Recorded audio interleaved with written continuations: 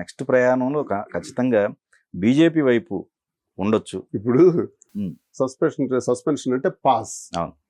అంటే ఆగు, బహిష్కరణ అంటే టెర్మినేషన్, అవును. బయటికి పంపించేయడం, ఇంకా రిమూవ్ చేసేయటం నేమ్ని.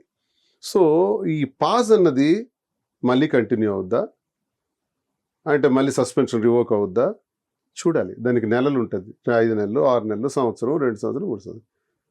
ఎన్నికల వరకు ఇది సస్పెన్షన్ రివోక్ చేయలేదనుకోండి, మరి నేను రాజకీయం వదులుకోను కదా.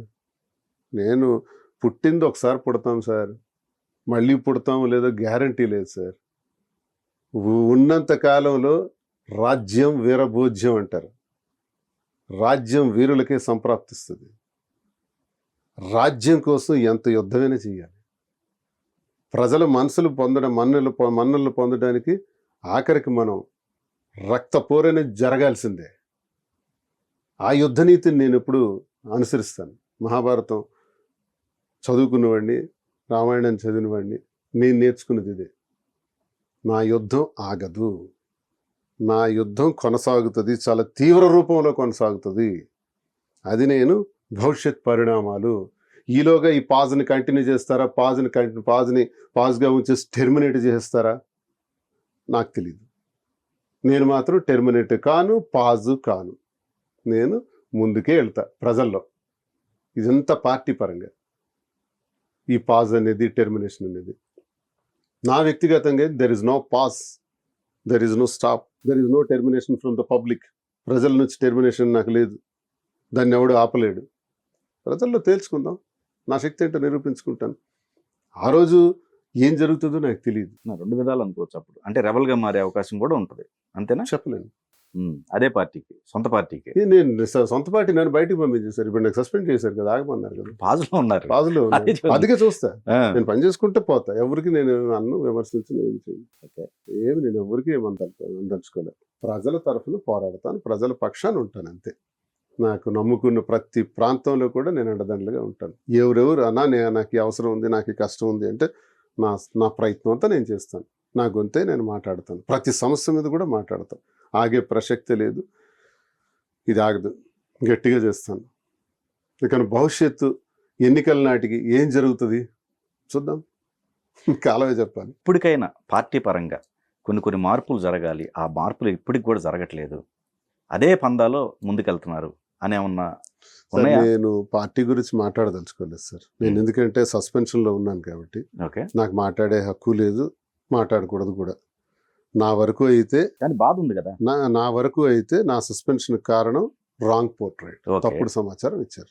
తప్పుడు సమాచారం ఇచ్చే టీం ఒకటి మా ప్రాంతం నుంచి అక్కడ వెళ్ళి ఇదంతా చేసి వాళ్ళు విజయం సాధించారు.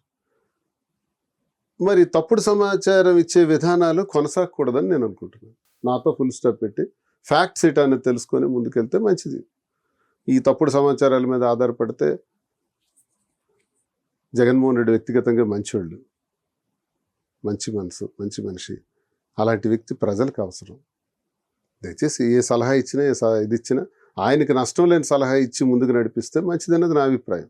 ఇప్పుడు నేను సస్పెన్షన్లో ఉన్న వ్యక్తిగా నేను మాట్లాడుతున్నాను. లేదనుకుంటే మనం ఏం చేయలేము. ఇప్పుడు పబ్లిక్లో మీకంటూ ఒక ఇమేజ్ క్రియేట్ అయింది. అంటే ప్రీవియస్ దువ్వాడ శ్రీనివాస్ గారిది ఇప్పటికీ ఒక డిఫరెంట్ ఇమేజ్ అనేది అర్థమైపోయింది పబ్లిక్లో.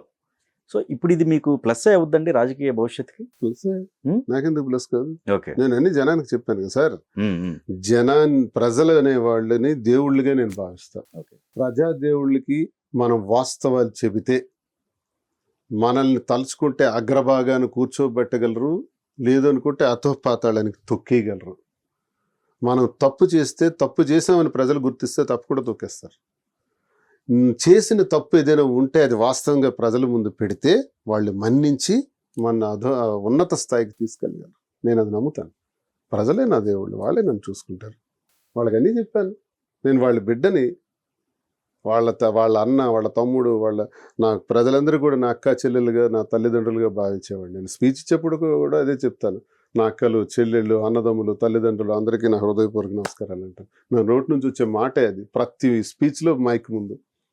సో నేను అలా నమ్ముతుంది ప్రజాదేవుళ్ళని. వాళ్ళే నాకు తీర్చిదిద్దారు. నేను వాళ్ళ పిల్లోడినే కదా, వాళ్ళ బిడ్డనే కదా, వాళ్ళే తీర్చిదిద్దారు. నాకు ఆ నమ్మకం ప్రజల మీద పూర్తిగా ఉంది. ఆ విశ్వాసం నాకుంది. నేను ఇది నిరూపించుకోగలుగుతాను. కానీ ఇక్కడ ఓకే, పార్టీల పరంగా సిద్ధాంత పరంగా విభేదాలు ఉండటం అనేది కామన్. కానీ వ్యక్తిగతంగా ఎందుకు మారింది మీకు కానీ అటు అచ్చెన్నాయుడు గారికి కానీ? అంటే వాళ్ళు కూడా రాజకీయంలో సిద్ధాంతం వరకు వెళ్ళవలసింది పార్టీ పరంగా. మా మైండ్స్ మీద పడటం, నా వ్యక్తిగత ఆర్థిక వ్యాపారాల మీద పడటం, నన్ను ఆర్థికంగా తొక్కేయాలని ప్రయత్నించడం, ఇవన్నీ ఎర్రనాయుడు స్టార్ట్ చేశారు. అచ్చెన్నాయుడు ఇప్పుడు నేను ఎర్రనాయుడుతో ఫైట్ చేసేటప్పుడు ఎర్రనాయుడు నుంచే నా మీద ఇవన్నీ స్టార్ట్ అయినాయి. అచ్చెన్నాయుడు దానికి ఇంకా ఇది చేశాడు. చిన్నప్పటి నుంచి కూడా వాళ్ళని వ్యతిరేకించుకుంటూ వచ్చాను. వాళ్ళది వ్యక్తిగతంగా చూశారు. వ్యక్తిగతంగానే నన్ను తొక్కారు బాగా. అది జరుగుతుంది. అందుకే వ్యక్తిగతం అయిపోయింది మా ఇద్దరి మధ్య ఉన్న ఫైట్.